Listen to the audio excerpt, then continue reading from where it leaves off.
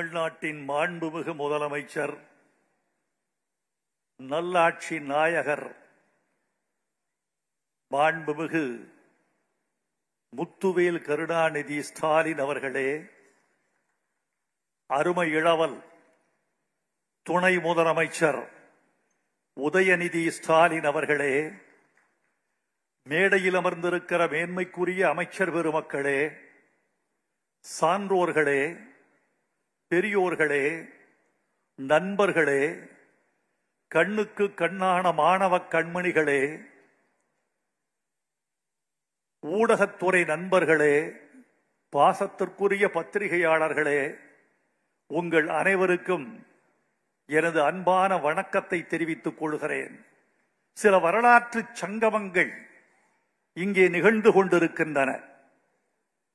வழக்கமாக சொல்லுவார்கள், ஒரு பூகோள சங்கமம், கடலியல் சங்கமம், வங்காள விரிகுடாவும் இந்திய பெருங்கடலும் அரபிக்கடலும் கூடிக்கலக்கிற சங்கமம் என்று ஒரு சங்கமம் இங்கே நிகழ்ந்து கொண்டே இருக்கிறது.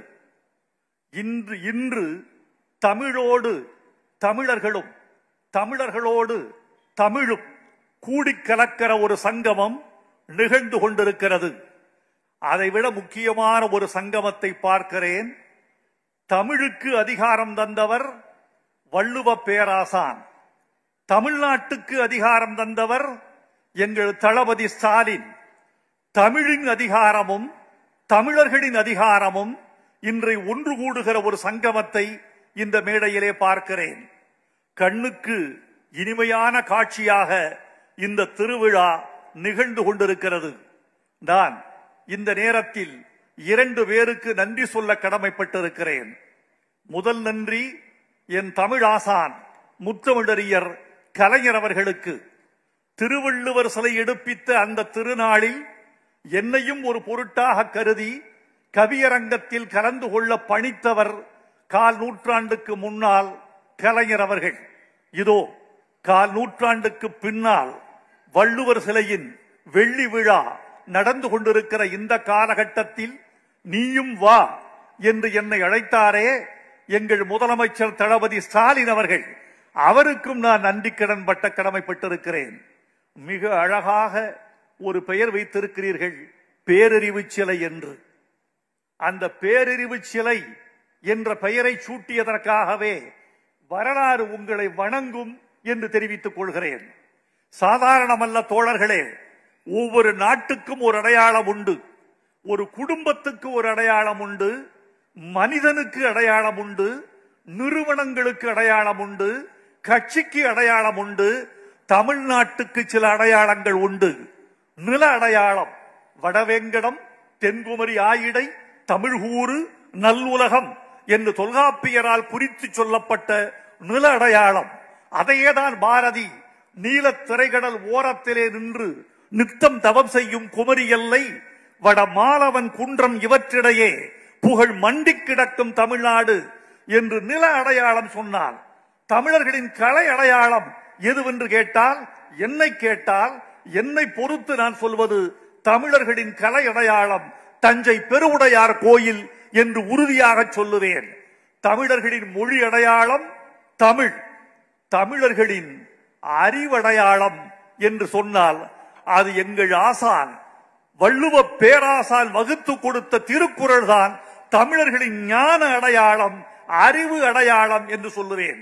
இந்த திருக்குறளை ஏன் இப்படி கொண்டாடுகிறோம்? 2000 ஆண்டுகளாய் அருந்து போகாத தொடர்ச்சியாய், புதைந்து போகாத பேரறிவாய், கரைந்து போகாத ஒரு நீர்மமாய் இருக்கக்கூடிய இந்த திருக்குறளுக்கு ஏன் இவ்வளவு பெருமை என்று கேட்டால், ஒன்றை சொல்ல வேண்டும் என்று ஆசைப்படுகிறேன்.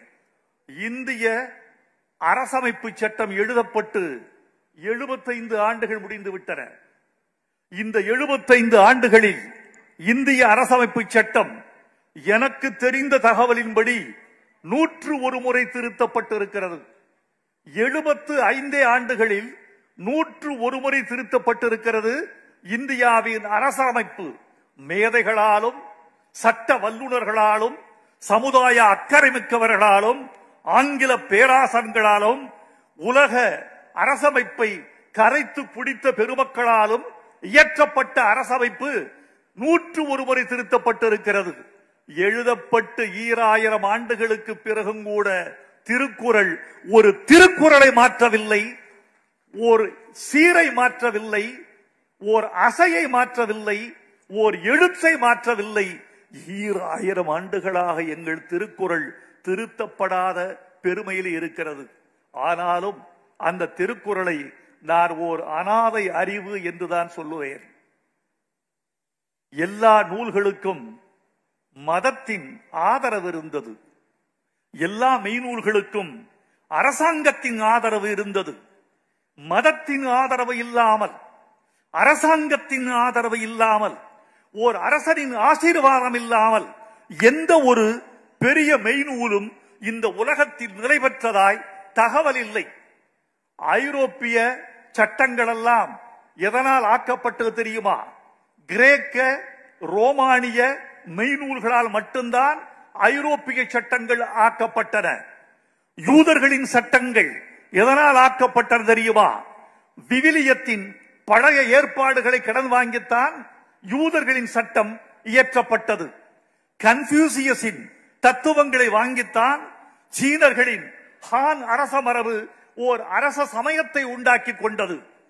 திருக்குர்ஆனின் திருவசனங்கள் பலவற்றை இஸ்லாம் தனது சட்டமாக ஏற்றுக்கொண்டது.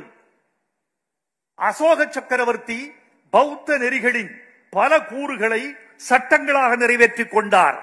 ஆனால் தோழர்களே, எந்த அரசனின் ஆதரவும் இல்லாமல், எந்த மதத்தின் ஆதரவும் இல்லாமல், எந்த அரசாங்கத்தின் ஆதரவும் இல்லாமல் காலத்தில் மிதந்து மிதந்து மிதந்து தன் ஞானத்தால் கரையேறிய நூல் தமிழன் எழுதிய திருக்குறள் என்பதற்காக நீங்கள் பெருமைப்பட்டுக் கொள்ளலாம்.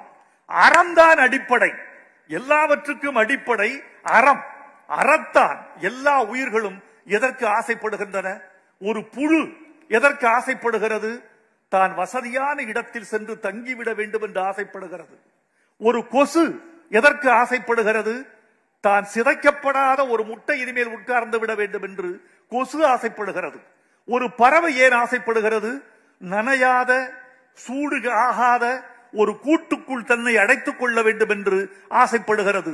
மனிதன் இன்பத்துக்கு ஆசைப்படுகிறார். எல்லா உயிர்களும் இன்பத்தில் பிறந்து, இன்பத்தில் வளர்ந்து, இன்பத்துக்காக ஏங்கி, இன்பத்தில் மடிந்து, துன்பத்தில் முடிந்து போகிறதுதான் உயிர்களின் ஆக்கமும் நீக்கமும். ஆனால் வள்ளுவ பெருமகன் சொன்னார், இன்பம் வேண்டும் தான், இன்பத்தை தவிர்க்கவில்லை. ஆனால் ஒன்று சொல்லுகிறேன், எது இன்பம் தெரியுமா? அறத்தான் வருவதே இன்பம், மற்றெல்லாம் புறத்த புகழும் இல்லை. அறத்தான் வருவது. எந்த இன்பத்தையும் அறத்தின் வழி ஈட்டு, அறத்தின் வழி எட்டு என்றுதான் சொல்லியிருக்கிறார். உலகத்தின் மிகப்பெரிய சாணக்கியர் என்று சொல்லப்படுகிற அர்த்த சாஸ்திரம் எழுதிய கௌடில்யர் விலை மகளிர்களுக்கு ஊதியம் நியமித்திருக்கிறார். முதல் தரம், இரண்டாம் தரம், மூன்றாம் தரம் என்று பிரித்து விலை மகளிருக்கு ஊதியம் நியமித்திருக்கிறார். உலகத்தின் மிகப்பெரிய அரசியல் சாஸ்திரம் என்று கருதப்படுகிற சாணக்கியரின் கௌடில்யத்தில். ஆனால் எங்கள் ஆசான் வள்ளுவன் முதலில் ஒரு புரட்சி செய்தான். இந்த பரட்சமை என்ற உலகத்தின் பழைய தொழிலை தூக்கி எறிந்தான், கண்டித்தான். இருட்டறையில் ஏதில் பிணந்தெழியற்று பொருட்பெண்டிர் பொய்மை முயக்கம் என்று சொன்ன ஒரு புரட்சியாளன் நம்முடைய வள்ளுவ பெருமகன். மாக்கியவல்லியை பற்றி பெரிதாக சொல்லுவார்கள். தி பிரின்ஸ் 1513 இயற்றப்பட்ட இத்தாலியின் மாக்கியவல்லியின் தி பிரின்ஸ் என்று சொல்லக்கூடிய அரசியல் நூல். அந்த அரசியல் நூலை பிரித்து பார்க்கிற போது அரசனுக்கு அவன் இலக்கணம் சொல்ல வருகிறவன் சொல்லுகிறான், எந்த அரசனாக இருந்தாலும் மிருகத்தின் குணங்களை கற்றுக்கொள்ள வேண்டும். எனக்கு ஆச்சரியமாக இருந்தது. மாக்கியவல்லியா இப்படி சொல்லுகிறார்? உலகத்தின் ஐரோப்பாவின் மிகச்சிறந்த அரசியல் நூல் என்று பாராட்டப்படுகிற மாக்கியவல்லியின் தி பிரின்ஸ் இப்படி சொல்லுகிறது, ஓர் அரசன் என்ன செய்ய வேண்டும்? மிருகங்களின் குணத்தை கற்றுக்கொள்ள வேண்டும். மிருகங்களின் குணத்தை அவன் கற்றுக்கொள்ள வேண்டும் என்றால் அது குள்ள நரியா, சிங்கமா என்பதை அவனே தீர்மானித்துக் கொள்ள வேண்டும். இது மாக்கியவல்லியின் அரசியல் நூல். எங்கள் அரசியல் பேராசான் திருவள்ளுவர் சொல்லுகிறார், தோழர்களே, அரசன் எப்படி தெரியுமா இருக்க வேண்டும்? நான் பெருமைக்காக சொல்லவில்லை தோழர்களே, இப்படி அரசாட்சிக்கு இலக்கணம் வகித்த ஒரே ஒரு பேராசான் வடமொழியில் இல்லை, ஐரோப்பாவில் இல்லை, அமெரிக்காவில் இல்லை, உலகத்தின் எந்த அரசியல் நூலிலும் இல்லை. முறை செய்து காப்பாற்றும் மன்னவன் மக்கட்கு இறை என்று வைக்கப்படும். கடவுள் தனியா இல்ல. கடவுள் யார் தெரியுமா? எங்கள் அரசன் தான் கடவுள். அவன் எப்படி தெரியுமா கடவுள்? முறை செய்து காப்பாற்றும் மன்னவன் மக்கட்கு இறை என்று வைக்கப்படும். அப்படி பார்த்தால் வள்ளுவன் வகுத்து கொடுத்த பெருவழியில், அறவழியில் இன்றைக்கு தமிழ்நாட்டு அரசாட்சி நடந்து கொண்டிருப்பதை பார்த்து இந்தியா எங்கள் முதலமைச்சரை திரும்பி நின்று பார்த்து வாழ்த்துகிறது. உலகத்தின் எல்லா பூச்செடிகளிலும் பூக்கிற பூக்களை கொண்டு வந்து தொடுத்து ஸ்டாலின் அவர்களின் தோளுக்கு அணிவித்தால் கூட அது பிழையில்லை, அதில் ஒன்றும் குறையில்லை என்று நான் கருதுகிறேன். இன்றைக்கு நீங்கள் செய்திருக்கிற காரியங்கள் மகளிரை உயர்த்தி பிடிக்கிற ஒரு அரசாட்சி தான் நீண்டு நிலைக்கும் என்பது திண்ணமாக சொல்ல முடியும். பெண்களை மையப்படுத்துகிற இலக்கியம் வெல்லும், பெண்ணை மையப்படுத்துகிற குடும்பம் வெல்லும், பெண்ணை மையப்படுத்துகிற இதிகாசம் நிலைக்கும், பெண்ணை மையப்படுத்துகிற அரசாட்சி நிலைக்கும். இன்றைக்கு பெண்கள், தமிழ்நாட்டு பெண்களை போல இந்திய பெண்கள் யாரும் இவ்வளவு மகிழ்ச்சியாகவும் நிறைவாகவும் திறமாகவும் திடமாகவும் இல்லை என்ற நல்லாட்சியை எங்களுடைய முத்துவேல் கருணாநிதி ஸ்டாலின் அவர்கள் தமிழ்நாட்டுக்கு வழங்கிக் கொண்டிருக்கிறார். காட்சிக்கு எளியன் கடுஞ்சொல்லன் அல்லனேல் மீக்கூறும் மன்ன நிலம். நேற்று அவர் தூத்துக்குடியில் இறங்குகிறார். இறங்கி காரை விட்டு இறங்கி சாலையில் நடக்கிறார். ஒரு கடையில் தேநீர் குடிக்கிறார். இருபக்கமும் மக்கள் திரண்டிருக்கிறார்கள். இவர் உள்ளங்கையை தொட்டு பார்க்க வேண்டும் என்று ஆசைப்படுகிறார்கள். இவரும் முடிந்த வரைக்கும் தன் ஸ்பரிசத்தை கொடுக்கிறார். ரொம்ப முக்கியமானது, ஓர் அரசனை தொட்டு பார்க்க வேண்டும் என்று குடிமக்கள் விரும்புவது என்பது எளிமையான காரியம் அல்ல. சர்வாதிகாரியை தொட்டு பார்க்க விரும்ப மாட்டார்கள், கெட்டவனை தொட்டு பார்க்க விரும்ப மாட்டார்கள், தீய அரசாட்சி தருகிறவனை தொட்டு பார்க்க விரும்ப மாட்டார்கள். நல்லவர், கலைஞரின் மகன், வல்லவர், இப்போது முதலமைச்சராக இருக்கிறவர், தொடர்ந்து முதலமைச்சராக இருக்க போகிறவர் என்றெல்லாம் அந்த மக்கள் ஓடோடி வந்து அவர் உள்ளங்கையை தொட்டு பார்க்கிற போது நான் கலைஞரை நினைத்துக் கொண்டேன், ஐயா, உங்களை தொட்டு பார்க்க வேண்டும் என்று நாங்கள் விரும்பியது மாதிரி உங்கள் மகனை தொட்டு பார்க்க வேண்டும் என்று தமிழ்நாடு விரும்புகிறது. உங்கள் ஆட்சி நடந்து கொண்டிருக்கிறது என்று அவரை பாராட்டினேன்.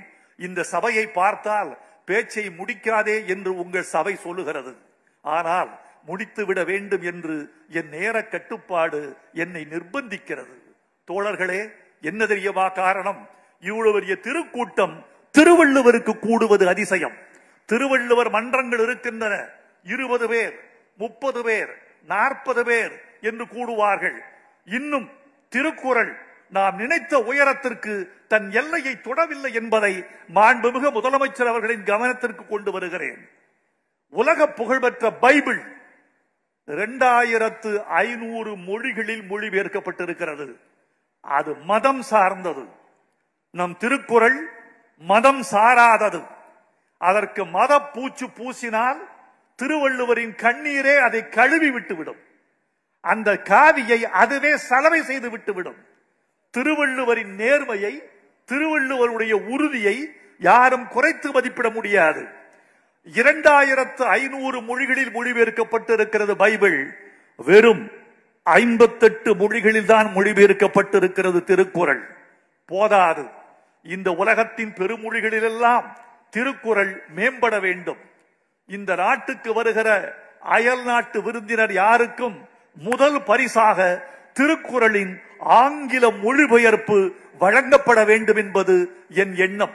இன்னும் சொல்ல போனால், திருக்குறள் தெரியாமல், திருக்குறளை எழுதாமல் யாரும் அரசு பணியில் சேர்ந்துவிட முடியாது என்ற நிச்சயமான ஒரு திட்டம் நேரடியாகவோ மறைமுகமாகவோ தமிழ்நாட்டுக்கு இருக்க வேண்டும் என்று நான் விரும்புகிறேன். திருவள்ளுவர் சிலையை வணங்குகிறேன். அந்த திருக்குறள் மீது எனக்கு ஒரு காதல். சின்ன வயதிலிருந்து எனக்கு ஒரு காதல். 12 வயதில் 1330 குறட்பாக்களையும் அசை பிரித்து எங்காவது தலை தட்டுகிறதா என்ற ஓர் அறைகூவலை எனக்கு நானே விடுத்துக் கொண்டு திருவள்ளுவரிடம் ஒவ்வொரு குறளாக தோற்றுக்கொண்டே வந்தேன். 1330 முறை திருவள்ளுவரிடம் நான் தோல்வியடைந்தேன். அந்த தோல்விதான் திருவள்ளுவர் மீது எனக்குரிய காதலை வளர்த்தது. இதே திருவள்ளுவர் சிலை மாமல்லபுரத்திற்கு பக்கத்தில் தரையில் கிடத்தப்பட்டு செதுக்கப்பட்டுக் கொண்டிருந்த போது அதன் தலையை தொட்டு பார்த்து தடவி இருக்கிறேன். நாசியை வருடி இருக்கிறேன். இதே விரல்களால் மீசையை தடவி இருக்கிறேன். தாடையை ஸ்பரிசித்திருக்கிறேன். மார்பில் என் விரல்கள் பறந்திருக்கின்றன. கால்களை தொட்டு வணங்கி இருக்கிறேன். இந்த திருவள்ளுவர் சிலையை கணபதி சபதி அவர்கள் என் ஆருயிர் கரை சகோதரர் அவர் செய்த பொழுது நான் தொட்டு தொட்டு தொட்டு பார்த்து மகிழ்ந்திருக்கிறேன். அந்த சிலையை இன்று வானளாவிய உயரத்துக்கு பார்க்கிறேன். தமிழர்களே, இளம் மாணவர்களே, கண்மணிகளே, நீங்கள் எழுதிக் கொள்ளுங்கள். இந்தியாவின் பூகோளத்தை மாற்றி அமைத்தவர் கலைஞர் என்பதை நீங்கள் எழுதிக் கொள்ளுங்கள். தென்னாட்டில் விவேகானந்தர் சிலை இருக்கிறதே, அதுதான் குமரி முனை എന്നொரு பூகோள எல்லை இந்தியாவில் இருந்தது. அதை மாற்றி திருவள்ளுவர் சிலை வானத்தை பார்த்து நிற்கிறதே, அதுதான் குமரி முனை என்று தமிழுக்கு பெருமையை, தமிழனுக்கு பெருமையை, தமிழ் ஞானத்துக்கு உயரத்தை வகுத்துவிட்டு போனவர் முத்தமிழறிஞர் கலைஞர் அவர்கள். அவருடைய புகழ் இந்த சிலை இருக்கும் வரை ஓங்கும் என்று நினைக்கிறேன். வடக்கே ஒரு மலை இருக்கிறது, தெற்கே ஒரு சிலை இருக்கிறது. அந்த மலை காலப்போக்கில் கவிழ்ந்தாலும் கவிழலாம், கரைந்தாலும் கரையலாம். ஏனென்றால் இமயமலை இப்போது இருக்கிற இடம் கடலாக இருந்த இடம். அது கடல் என்பதற்கு ஆதாரம் இமயமலையின் விலாவில், இமயமலையின் கழுத்தில், இமயமலையின் வயிற்றில் கடற்பாசிகளும் கடற்சங்குகளும் இன்னும் கூட காண கிடைக்கின்றன என்பது வரலாற்று ஆய்வாளர்களின் துணிவு. ஆனால் எங்கள் திருவள்ளுவர் சிலை 1000 சுனாமிகள் வந்தாலும், 1000 கடற்கோள்கள் மூண்டாலும் வானத்திற்கு வணக்கம் சொல்லிக் கொண்டு அந்த சிலை வாழ்ந்து கொண்டே இருக்கும் என்று நிச்சயமாக கருதுகிறேன். இந்த நேரத்தில் ஒரு நிறைவான அறிவிப்பை வெளியிட்டுவிட்டு நான் விடைபெற வேண்டும் என்று ஆசைப்படுகிறேன்.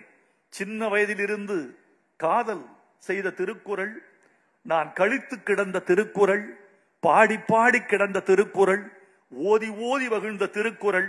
அந்த திருக்குறளுக்கு என்னுடைய 70 வயதில் எனக்கு ஒரு ஆசை வந்திருக்கிறது. தருமர், மணக்குடவர், தாமத்தர், நச்சர், பரிதி, பரிமேலழகர், திருமலையர், மல்லர், பரிப்பெருமாள், காளிங்கர், வள்ளுவர் நூற்கு எல்லை உரை செய்தார் இவர். இத்தனை பேர் உரை செய்திருக்கிறார்கள் திருக்குறளுக்கு. பாரதிதாசன் உரை செய்திருக்கிறார், நாவலர் நெடுஞ்செழியன் உரை செய்திருக்கிறார், புலவர் குழந்தை உரை செய்திருக்கிறார், முத்தமிழறிஞர் கலைஞர் உரை செய்திருக்கிறார். இந்த நவீன உலகத்துக்கு 18 வயது பையனுக்கும் 18 வயது பெண்ணுக்கும் திருக்குறளை நவீன மொழியில் கொண்டு செலுத்துவதற்காக வைரமுத்துவாகிய நான் திருக்குறளுக்கு உரை எழுத வேண்டும் என்று தீர்மானித்திருக்கிறேன். உங்கள் வாழ்த்துக்களையே வரமாக கேட்கிறேன். வாழ்க திருவள்ளுவர், வாழ்க கலைஞர், வெல்க எங்கள் திராவிட பேரரசு நடத்தி கொண்டிருக்கிற ஸ்டாலின் அவர்களின் நல்லாட்சி. வணக்கம், நன்றி.